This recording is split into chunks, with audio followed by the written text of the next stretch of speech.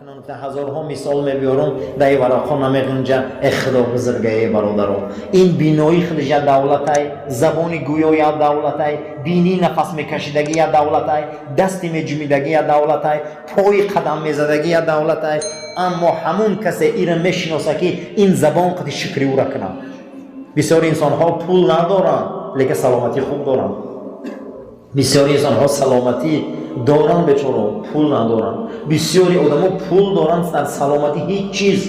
برای همین یکی از بزرگان نوشیش نقل میکنه که یکی از بقوت ترین شرکت های دنیای مثل خدیشیشتون که گردیشی شرکتش در دنیا 17 میلیارد دلار بوده. یعنی قطعی شیشتم وقتی خوراک آوردن یک قاشق خوراک میخورن میگه یک قرص تبلکه قرد میکنن میگه این برای قنده، اینش برای فشاره، اینش برای نور چشمه، اینش برای آب دهان. بچه تو همین یک کلانترین شرکت دنیا در دست حقیقت بموری. گفته پروردگار سرمایه را داده اینا و سلامتی را گرفته. یگان خوراکی من تا به 10 تبلکه نیست. اینا میخوای عزیزا همین کمبغلی را خدا تا او سلامتی را پروردگار ارزانی کنه. این سلامتی بسیار چیزی بزرگه. بسیار انسان ها در عذابن. جناب پیغمبر دعا میکردن که پروردگارا مال رته، پول رته، ثروت رته که من طاقت برداشتنش داشته باشم. قارون نتونست برداشته. بسیار انسان ها را رسوا میکنن مال و ثروت. همین علم را طلب کردن در کاری که پروردگار همون را برداشت همون تونیم کردن. ابلیس نتونست برداشت علم. خدا دا گردن نداد. آن همینه عزیزا طلب کنیم این همین باز شیشتنی ما قسم به خدا بسیاری شیشتنی ما ای شاهنشاهی دنیا رو بهتر است ولی نمیدونی باید چه خیلی مشکلات دارن. در سعد در گلستان میاره که یکی در سرای عراق خواندن در مدرسه‌ای چی بعلبک رسیدن به تاج و تخت شاهی. یکی شاه شد و کر و فر، یکی گدا و فقیر کلاه شکسته در سر. دو استودنت میگن خواندن یکی شاه شده یکی فقیر شد و ایش پیشیش اومد گفت ای بچه هر دو نخوندی؟ بله تو چه کردی؟ لباسات کندگی این آن. من رسیدم به این شاهی و گفت این شاهی تو اینه تو خوردی تو هینی تو نانود به پولای گفت گفت من 40 روز میرم به منظره در شکار بیا جای من باش. اینه من 40 روز پاچوهی من دتمتیم. این رفت میگه هفته اول از این ملک هجوم شد، در مرز جنگ شد، درون شهر دا بوند شد، بازارا را علا زدن. نامه نوشتی بیا شاهی تگیر فقیر ما بته. ای برادر گویا می فقیری شاهی خوبه. من نفهمیدم که عذاب بوده. من همون فقیری و بالای کرپه کندگیم خوب بود که به تشویش تا سحر خوب بودم. این عذاب بوده که تو تا سحر هر دقیقه تورات میشکستی. این گمان نکنه که برادرها گمان نکنه که امامی آسانه. شما گمان نکنه این زدن داره، محبس داره، هزار تهمت داره در حق آدم. ایهاشم قبول کردن در کاره. بسیاری هالند انمو ساختماناتان 1000 بار خوبه این کارو تنج میگرده. اینه گفته است میخوایی که ملک آباد باشه، میخوایی که پیش کشاده باشه، از خلایق دعای نیک گیر. وقتی خلایق دعای خوب کنه، وقتی خلایق از ما راضی باشه، پیش کار هویه، ملک هویه، دولت هویه، خلایق راضی کن در کاره. حضرت میگه زهی دین و دانی، زهی عدل و داد، زهی ملک دولت که پاینده با، نغنجد کرمهای حق در قیاس. چه خدمت گذارد زبانی سپاس، شکر الله را کنه. خیلی خدا دولت من داده ای. این تنجی را بین، آرامی را بین، چراغ روشن را بین، این آشخانه های پر را بین. این قدرش دانه برادران میگن این الله برای ما و شما داده. خدایا تو این شاهی درویش دوست که آسایش خلق در زیل اوست. هر کسی درویش دوست می‌داره، هر کسی فقیر دوست می‌داره، هر کسی کمبغل دوست می‌داره. سایه خدا در زمین بوده. باید آدمای دل شکسته را ما دوست داریم. آدمای یتیم باید ما دوست داریم. تا روز هر سحر میخستن بامداد در روی میکردن یک نانی گرمه بالاش مسکه های حیران میشدن. بیوزن و یتیم و فقیرو کی باشه این روز سلطان صلاح الدین ایوبی دنیا میگذره اینم قیچی میشه و تمام میشه. بعد میفهمیدین که در زمان سلطانیش این انسان تا سحر خانه یتیم و بیوزن در نان و روغن میمونده. یعنی این دعاها بود که قدس شریفه گرفت دست جانورای وحشی. برای همین دعای اونها بود که اینها آبرو پیدا کردن. وقتی مردانش میگن همین وقتی شوشتیم شو روی کردیم حضرت دو پای کتفش میگن بندی سیاه کردگی همون شب تا روز همون نون و روغن میکشیده که کسی مرا نشناسه کسی مرا ندونه هوی میکنن روغن و نون در دهن در یتیم موندگی کی باشه این کی باشه همون روز میمره و میفهمینن که سلطان صلاح الدین بوده است اون خیل بود شیر بیشن شکننده 600,000 لشکری کردی کبیر اینو به دعای مظلوم بود به دعای همون بیوزن بود به دعای همون فقیر بود که او نان و روغن هم میخورد و در حق می آوردگی دعا میکرد بو نمیدونستن که کیه انا اینه نسل پاک انا اینه زوریه پاک انا اینه تعلیمات اسلام انا اینه دیدگاه قرآن بیشت ما خمون آباد بکنیم بیشت ما خودمان کلید میکنیم از همون خاندانی که خداوند خیر از او خاندان برداشته که اهل آن خاندان در جمعیت ضرر میرسونه چرا سعد ابن ابوبکر زنگی در دنیا نامشوان در آفاق نامشوان اهل خاندان و زن و عیالش در جمعیت دورش ظلم نکردن برای همین خیر بارید در دولتاشان خیر بارید در نعمتاشان برای همین امید خیر از اون خاندان نکنه گفته که وقتی اهل خاندان در رعیت و جمعیت ضررش میرسه این سعد ابن ابوبکر زنگی را میگم زهی دین و دانش زهی عدل و داد زهی ملک دولت که پاینده باد پروردگارا دین و دانش عدل و حقیقت در اون ملک دولت پاینده هسته که اینا نقض دانن که مردم اون منطقه راهبریت مثل سعد ابن ابوبکر اون منطقه برای چی؟ برای اونها کوشش میکنن که ما پاک زندگی کردن پاک زندگی کردن همیشه و همیشه و سوی پاکی باید باشیم سگ همین قدر میشویشه پلیتر میشود اگر تنش خاک باشه میبیده تنت میرسه لباس به نماز نمیکنه اگر تنش تر باشه در لباس میرسه به نماز میکنه سگ همین قدر میشویه برای غشتر میشود بعضی انسان ها رو خونشون غشده نسلشون ناپاکه همین قدر که بسوی خدا و پیغمبر قرآن میبری یا برای بچه رفتن میگیرن یا برای چی میشون؟ بد میشون در یک روایت حضرت سعدی میبره که سگ در دهنش استخوان بود میگه اومد میگم خیلی استخوان در دهنش پر از گوشت یافت میگه اومد یا که همه حالت میگه در دریا خود شدید گفت ای بود در درون دریا یا سگ دیگر بوده استخوان در دهنش بوده به شامون بسری بوده او صورت خشدی در بیچاره در همون چی در همون او این استخوان هم میمونه بسری او استخوان میدوه میبره که استخوان هم بودیم بسیاری آدم از روی همین ناپاکی افلاسی و اینمی طلبی زیاد چشمی بشنن همون نونی دهنشون میدستشون میتین همیشه برادر رو قناعت کن در کاره سگ همین قدر در دریا غلطه با پلیتر میشود دریا رو هم پلید میکنه در کجایی برسه اونجا هم جزیر میکنه بعضی انسان ها میخیلن همین قدر میشوشونه برای غش میشون همین قدر دعوان میکنی یا برای بد میشون همین قدر قرآن و سنت میگی یا برای اوج میگیرن چی با برای که خونشون افلاسه خون پلیده برای همین برادر خون مونه تازه کنیم بدنمون پاک کنیم اخلاقمون پاک کنیم قلبمون پاک کنیم زهی ملک دولت خوشا انمو دولت ملک پایدار بده حضرت که پاینده بده که او از نسل پاک و دعای خلق آباد بشده ای چه آباد بشده؟ ای دعای خلق سعد ابن ابوبکر زنگی حضرت سعدی میگه آبادی ملکش ای دعای خلق ده خلق آباد کرد میگه دعا کرد با او درجه ها و اوج سلطنت رسیدن ولی اکرم صلی الله علیه و سلم او شب جهنم برداشتن ابو طالب اما که دیدن در بین جهنم همون جوان مردی که در حقم کردگی بود ای بین دوزخ گرفته میشن و در لب جهنم پرتافته میشن مردکی به درجه بوده که کافر در فایدت میرسیده ابو طالب در بین جهنم بوده گنه همون جوان مردیایی که در حق رسول اکرم کرد انت گرفته شو گفت گرفتن لبی جهنم در موندون شکه مون در بینش نسوزد با عذاب تا بجلکای پوشه شد وقتی که در جنگ بدر قبیله نغیره در اسارت میغلطن و راویای تاریخ میبیارن که همین قبیله در اسارت میغلطن اینو قبیله طایف بودن وقتی پیامبر اکرم در خبر میبیارن که خیلی مشرکان اسیر غلطیدگیان یک بخشون از قبیله طایف هست گفت کی؟ گفت طایف گفت کدام قبیله؟ گفت از قبیله اسعد ابن نغیره بود والله اعلم یا سعد ابن نغیره بود گفت ای همین قبیله پیامبر آمده گفت همش خلاص کنید. گفت چی با؟ گفت وقتی در طایف من همین خیلی عذاب دادن، من ای طایف مکه در اومدن در ترسیدم، همین قبیله اومد 5 روز من بانی کرد با وجودی که دین نداشتم.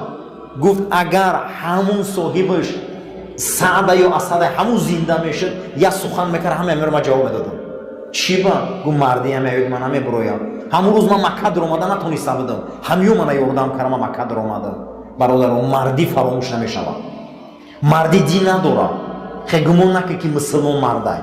نه، یک خیلی آدمی هستی که مسیحی یهودی هستی که مردیش ای مردی مرا خوبه، ای مسلمانی مرا. مردی دین نداره. من شاهد یک حالم، یک مرد در امی سرزمین کار میکرد، یک باره گرده ها از کار ماند. گرده ها وقتی از کار ماند من خدا را شاهد میگیرم. همون آدم وقتی روان کردن آمدمی سرزمین خیلی دنیا گذشت در ملک خمون. بعد از او وارثای او زنگ زدن قطعی همین مسیحی صحبت کردن که همین آدم ای دنیا گذشت خیلی میل شد در باغ تو بوده، در همون حمام تو بود. همین آدم گرده هاش وسپالی نشد، همین کار مرد. همین مسیحی 11 سالی رسا اویلی کمی را نپرسیده بوده کشته میگذارن. 11 سال میگذارن که این در خونی ما همین شده تا فرزنداش به وای رسیدن همون $1000 میگذارن. برای چی؟ در خونی من شده من در نزد وجدان عذاب میکشم. بعضی مردایی هستن برادران این کارا میکنن، لیکن بعضی مردمایی هستن مسلمان هم الحمدلله خیلی خدا نگهبانشون شود، آدم‌ها هم خیلی غم میتن میکشن، هم خیلی غم میتن میمورن همین آدم‌ها. این خیلی مرد صالح بود که 20,000 درهم قرضدار شد. هیچ وسیله برای پرداخت اون نداشت، دادن نتونست. روز طلبگار آمد خانه‌اش به شدت هر چیز گفت، هر گپ گفت، قرضش طلب کرد. همین خیلی سختش گرفت که بیچاره دیگه دادن نتونست. وقتی او رفت این مرد گریان شد، افسرده شد، گشته به خانه‌اش در اومد. در صدای گریه و غوغاش یک مرد داشت. این مرد همسایش جهود بود. همین که این وضعیت دید جهود خانه‌اش آمده گفت همسایه چو کردی؟ غوغاتون بلند بود. بعد از او در حوالی دیدم بسیار افسرده و گریان ششتی. این یک تا به یک همه این صحبت ها را کرده. گفت از همون مرد قرضدار بودم، رفیقم بود، دادن نتونستم. با مرد که در وقت معین آمد به حد خرخشه کلام برداشت. در دیوارم ببین که چه خیل کرده، بسیار آبروم از من بود. همین که او را به این وضع پریشان مشاهده کرده گفت تو را به حق دین اسلام قسم میتیم یک تا به یک تا برای من ناراحتی نقل کرد. جریان همش برای اون نقل کرد. یهودی داخل منزل شده 20,000 تنگه را گرفت اومد. گفت اگر ما از جهت دین جدا هم باشیم لیکن بازار همسایگی دین نداره. خیلی این روز من ده هستم بگی بتی سومیم برم با میگه مرد مسلمان حیران شد دیگه خلال مانده. گفت شایسته نیست که همسایه من به این روز باشه و من با شینم راحت کنم. خیلی بگی بتی بازار همسایگی و یه روز میشه تو دورانده میشه به قرض من پر میکنی، من دارم پول در کار نیست. طلبگار از این میگه برنج بسیار دید که رنج و این نعمت دید، میگه سر تا پا قرض گرفت و به سرعت حرکت کرد. رفت خانه همه مسلمان رفیقش. گفت اینا 20,000 تنگه من گیر. مسلمان هم قپیده پلاو. گو ای کجا یفتی؟ ای کجا یفتی را؟ گفت وقتی که اومده خونم خرخشه برداشتی کشتر مکندی دیگه ندونستم. من گریه کردم دم حولیم از غوغای موتو گریه‌ای که من کردم همه همسایم خبردار شده اومد همون جهود بود. گفت خیلی دینی ما اختلاف هم باشه میل او لیکن همسایگی دین نداره. خیلی بیانم 20,000 تنگه در من هسته برخه پول شده با کی که من یفتی میتی این پول من در کار نیست. این حالت وقتی که نقل کرد در این موقع طلبگار داخل منزل شده. همون سند اکتی را که کردگی بودن به زبان خطی را گرفتگی بودن آورد داد. گفت منم از یک یهودی کمتر نیستم. یهودی که 20,000 تنگه دادگی باشن 20,000 تنگه در دستت اینمی قرض بیاناتی که در من داده اینم ایتو من بخشیدم. من ایزو کشیدم وقتی که ایا یهودی این مردی را کردگی باشن من این کاری کردگی خیلی شرمم اومد اینا میگه برو سند دو من سندگی من طلب را بخشیدم قسم به خدا دیگه طلب نمیکنم همین گپا من دیدم ایزو کشیدم که نخوام چنین یهودی نباشم اینا زمخشری در طبقاتش میبرن همین کار کرده شب در خواب رفتن که قرض بخشیدگی دید که قیامت شده همین خیلی قیامت شده است که نامه های اعمال در حرکتن بعضی نامه های اعمال رو به دست راست دستیان بعضیش در دست چپ این نگاه داره در این حال نامه اعمال این آوردن در دست راستش دادن و قرار گرفت با او اجازت دادن که همین آدم حساب کتاب نکنید جنت برشه بعد از اون میگه پرسید که این مردم قدر حال گریه و روکانی و موکانی هم چما ایمان شما یگون چی نمی پرسه و من میگه بهشت برشه گفت وقتی که جوان مردی کردی سندی همون مردی صالح دادی ابروش برده بودی ای کارت پشیمانی شدی چگونه ایرا نقض دون که ما اعمالت را به دست راست نتیم که ما رحمان و رحیمه در همین حالت میگه سندی اون مرد صالح را که پس دادی ما رحمان و رحیمیم همون طوری که تا از حسابی او گذشتی ایزا کشیدی ما هم ایزا میکشیم که ترا حساب کنیم به خاطر گذشت جوان مردی ما ترا جنت میبریم برا کم کم برادر رو بخشیم کمتر مردک باشیم این دنیا همیه اوخی ما خونی یک کسا گیریم ماشین یک کسا گیریم یک کسا به عمرو کنیم اینی یهودی های صاحب بانک چی فرق داریم که نمیور زمین کی گرفته سه خونه مردم همین بانکو کی گرفته سه آبروی مردم همیو کی گرفته سه ماشین همیو همیو اوخی ما همیو چی فرق داریم این گفت پلای کجا یافتی تو گفت که یک یهودی همسایم گفت ایزو کشیده ای کاری کردگیش این نبین که ای کاری کردگیش ایزو کشید حتی که همین واقعا در مردم خمون شدگی واقعا شدگی همین در شهرو یک یهودی در کار میکنن خیلی سومی مردم نمیتیان با اینو میستن میگه اگر خونه را کنیم خونه را شکنیم تیرزهاش کنیم دروش کنیم خوب نمیشود با این میگه من یک جوره یهودی دیگه دارم بیا پیش همون میریم با پیش همون میروان میگن همین خیلی یهودی فلانی پولی ما را نمیتی همین خیلی انسان در فلان شهر و میگه رفتیم با اینا میگه ثروت زیاد داشت اومد برآمد با پیش همون رفت یهودیش گو همینا کار کردن در ملکت گو بله همین قبل قرضوران بله پولشون ندادی بله میگه بخی گوشش تا چیزی گفت همین بعد نیم ساعت میگه همون سوم آورد ما بعد پیش اومدم بیرون برآمدیم گفتم که گوش کرد چی گفتی در گوشی و که سرخ شد میگه در بخی گوشش گفتم که تو مسلمانی مرد مفریب میکنی آخه روز همیو کرده سنیا دیگری تا عیبا نمیدونی میگه همین نان گوش اومده آورد پلادو یعنی که همین کار باید ما ایزو کشیم همین کارو باید ما شهرمون بیاید همین شهر رو ببینیم که چقدر میلیون ها میلیون ایدست یادگاری مونیم همین خیلی برادرو این مرد جارو لازم اخشری میبیاره که سندی مسلمان همون را بخشید قیامت گفتن نمیره حساب نکنی جوان مرد رو در قیامت بسیارشون نمیپرسیدند مردک همشنان در کار برادرو این دنیا پس میشود این دنیا بلند میشود لیکن مردی و جوان مردی فراموش نمیشه پیامبر است برای همین همیشه مرد باشه مردی فراموش نمیشه مردی هیچ محل فراموش نمیشه مرد بودن در کار در مردی پولداری شرط نیست در مردی غیرت شرطه بعضی آدمی هستن که هیچی ندارن که غیرتی و دنیا رو میلرزونن غیرت دارن برای این با غیرت باشه مرد باشه این دنیا میگذره قسم به نام الله سری هممون میمونن لیکن روز قیامت جوان مردا یکم جنت میدروین